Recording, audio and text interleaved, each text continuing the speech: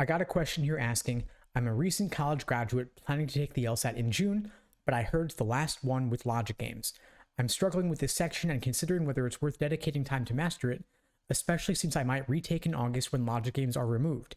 Should I shift my focus to the August LSAT instead? How can I adjust my study plan to accommodate this change and potentially save a lot of time and effort? Your concerns are totally valid here. I don't see a reason to aim for the June LSAT if you're struggling with it and considering August anyway.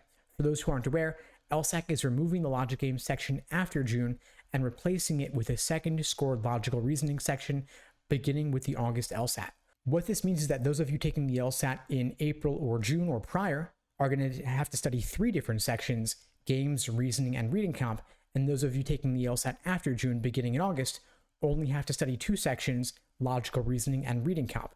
Also, any gains you make in the logical reasoning section will be doubled starting in August because you're going to have 2 scored sections of LR rather than only 1.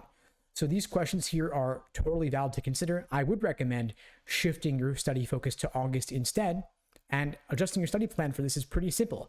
You just don't devote any time to games, devote all that time you would have spent on games to logical reasoning instead. And there are roughly 15 different types of logical reasoning questions. So that's a lot of material to cover. You don't want to devote only a third of your prep to it when there's so much material and a lot of it is going to be fairly new to you. I would instead, if you're considering June versus August, just go for August. Give yourself all that additional time to devote to logical reasoning rather than spending the time on games for June when that's not going to benefit you if you're taking it again in August. Now, law schools, of course, will not care which version of the LSAT you took. They don't care if you take it with games or without games, just like they didn't care if you took the LSAT Flex with only 3 sections versus the 4-section LSAT that we have now currently with 3 scored and 1 unscored experimental section. Now, if you're watching this and taking the LSAT in April, then yes, I would of course study games in April because then you can benefit from that work if you retake it in June. So in other words, April is a good target test date because you can retake in June and still benefit from your work with games, but June is not a good target for your initial first take because then any retakes you do are going to be without games, and so that time devoted to games would be wasted and better spent on logical reasoning instead. I also want to mention the logical reasoning section is not fundamentally changing beginning with the August LSAT. There's not going to be any new radical question type in logical reasoning to replace games since games will be gone, but there will be some more subtle differences to the logical reasoning section starting with the August LSAT.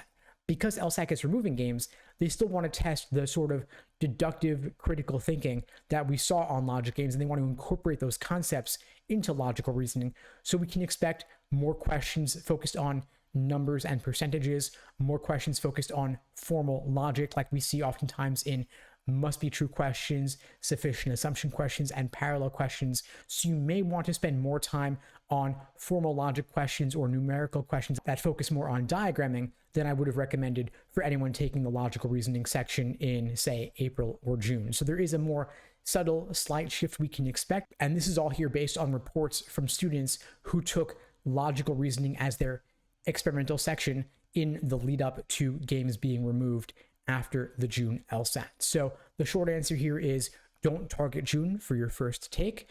If April's too soon, then I would just say, you know what, forget the games, especially since you're struggling on it, and go for the August LSAT instead as your first target test date, with September or October as a backup test date if you need to retake. And if you're looking for help, whether you're taking the LSAT with the games or without the games, there are a variety of ways I can support you in scoring a 170 or above on the LSAT whenever you're taking it. At LSAT Unplugged, we have live online classes via Zoom, on-demand video courses, small group coaching, and one-on-one coaching. You can check out the links below the video to find out more and to book a call with me and my team. We'd be glad to help you out. And in the meantime, I wish you all the best and take care.